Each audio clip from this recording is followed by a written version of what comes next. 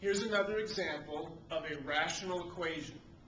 This rational equation is not a proportion. I have a single fraction on this side, but I have two terms on this side. I do not have a single fraction, I have two terms.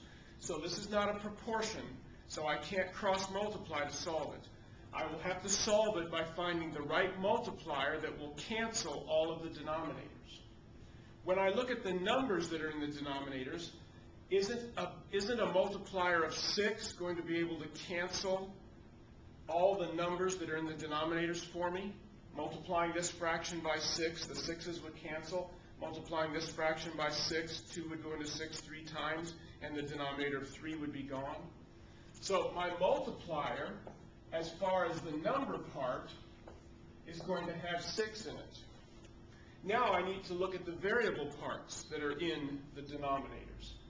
X squared would have to be our multiplier in order to cancel the x squared that's here.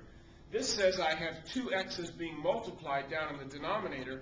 Wouldn't I have to multiply that quantity by two x's in order to cancel out? I'd have to multiply by x squared. So 6x squared is the multiplier I'm going to use.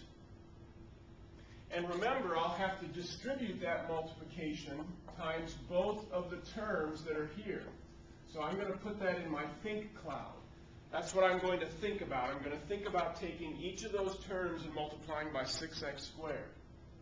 So multiplying here, the 6's cancel, leaving me x squared times 1, which is x squared.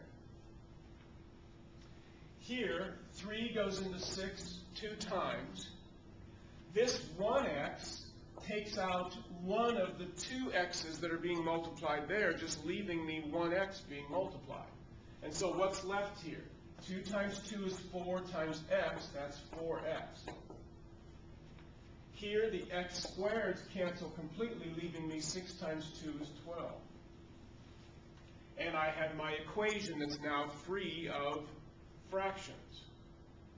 And it's a quadratic equation. Highest power of the variable is 2. We need to get 0 on one side and our polynomial on the other side.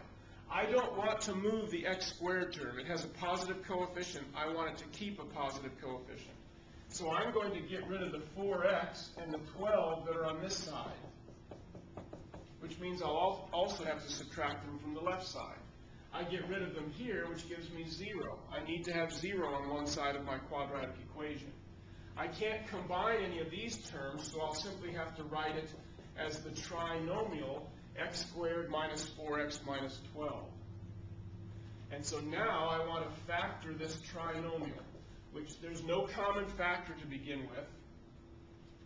That's a minus 12, so I need one of each in the binomials, a plus and a minus. X times x would give me x squared for the first term of the trinomial. And what pair of numbers can I multiply together that will give me 12 that can then also somehow give me a 4? That would be 2 and 6, wouldn't it? And I want it to be minus 4, so I'll put the 6 with the minus sign binomial and the 2 with the plus sign binomial.